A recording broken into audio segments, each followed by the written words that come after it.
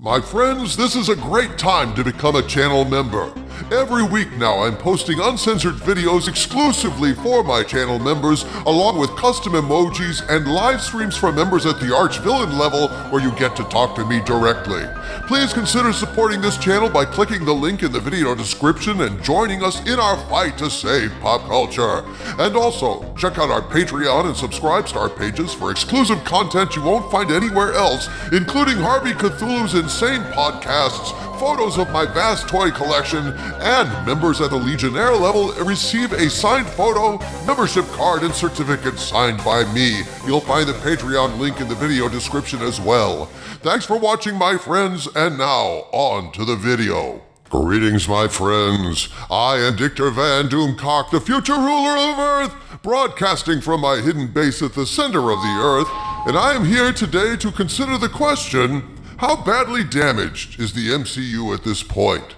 Submitted for your consideration, my friends. When the mainstream media stop shilling and actually start pointing out problems with the corporate product of their corporate masters, you know things have gotten really bad. Case in point, the latest article in Variety titled, "Thunderbolts lost millions of dollars despite great reviews. Where does Marvel go next?" In this stinging assessment, Variety points out, as I have been pointing out on my channel for years now, how badly Marvel has lost ground with audiences. Quote, "Days after Thunderbolts hit the big screen, Disney CEO Bob Iger was feeling celebratory.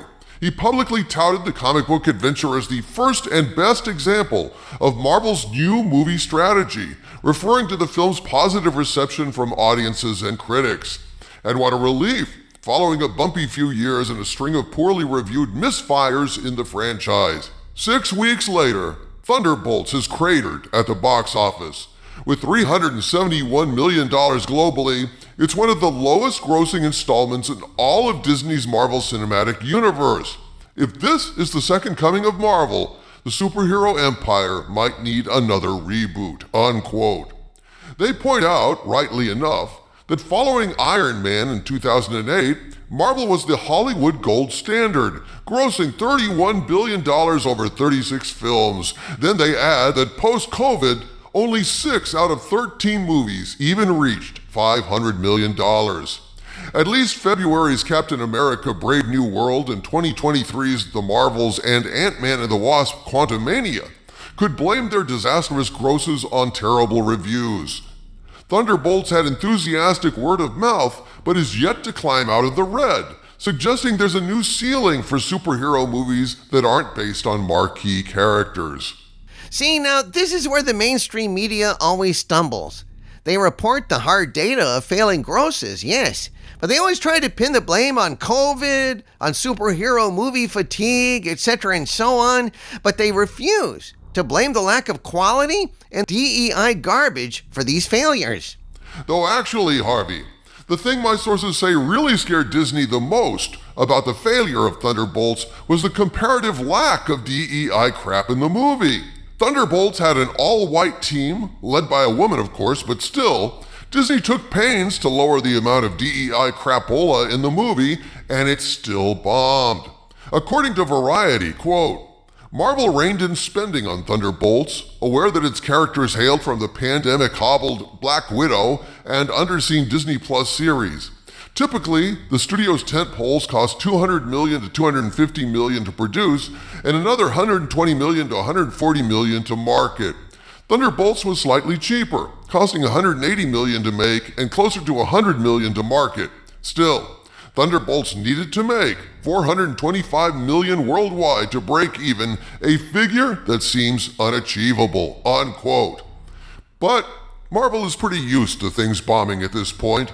After all, Daredevil Born Again is the first Disney Plus MCU show that never once charted on the Nielsen ratings, a shocking and devastating blow suggesting there's a problem with the Marvel brand at this point after years of substandard product laden with bad writing and unpopular political agendas. But according to rumors from sources talking to my Hollywood agents, what terrified Disney was exactly what Variety said. Bob Iger touted Thunderbolts as a reset for Marvel, not only in terms of cost, but also in terms of DEI. Thunderbolts dialed down the DEI content It even featured an all-white team, and I'm told Disney expected Thunderbolts to make somewhere in the neighborhood of $800 million. But more than that, Thunderbolts was a very important part of their overall strategy because of its tie-ins to Fantastic Four First Steps and later Avengers Doomsday. They thought Thunderbolts was going to kick box office ass, but that has not happened. It bombed. And they can't blame the movie bombing on the audience being ists and phobes, being bigots and so on. None of the usual excuses will work this time, so it means the reason Thunderbolts bombed lies elsewhere. Could that elsewhere be a problem now with the brand itself? This latest Marvel failure comes at a terrible time, folks, given that Thunderbolts was the launch point for the new wave of what Marvel hopes will be blockbusters. Fantastic Four First Steps and Avengers Doomsday and Avengers Secret Wars. Marvel is investing heavily in these projects, an all-in push to revive, revitalize, and reset the MCU. And yet, increasing concern over Fantastic Four First Steps is more than warranted because early indications suggest the summer's big MCU offering may suffer from the same diminished enthusiasm as recent offerings.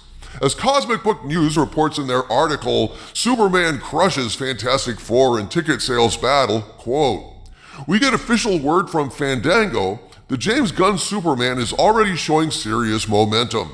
According to Fandango, the Amazon Prime early access screenings on July 8th just became the platform's best first-day ticket seller of the year, outpacing every other movie's ticket launch in 2025, including Marvel's Fantastic Four First Steps. It should also be said that those Amazon screenings also had a limited number of theaters available, as they were only for IMAX and 3D screenings. Fandango also recently revealed Gunn's new Man of Steel movie is voted one of the most anticipated titles of the summer in their 2025 movie-going trends and insight study, which is based on over 5,000 surveyed moviegoers, unquote. Folks, given the lackluster response of fans to the various Fantastic Four trailers that have been released, and the failure of recent Marvel offerings in general, concerns must be growing regarding the fate of the Fantastic Four at box offices this July. If Superman does well and Fantastic Four underperforms, it would go a long way toward proving the problem isn't superhero fatigue. The problem is Marvel has sadly damaged their own brand by alienating their fans and forgetting the basic business principle, give the customer what he wants. From the center of the earth, this is Dictor Van Doomcock bidding you all, my friends, stay angry.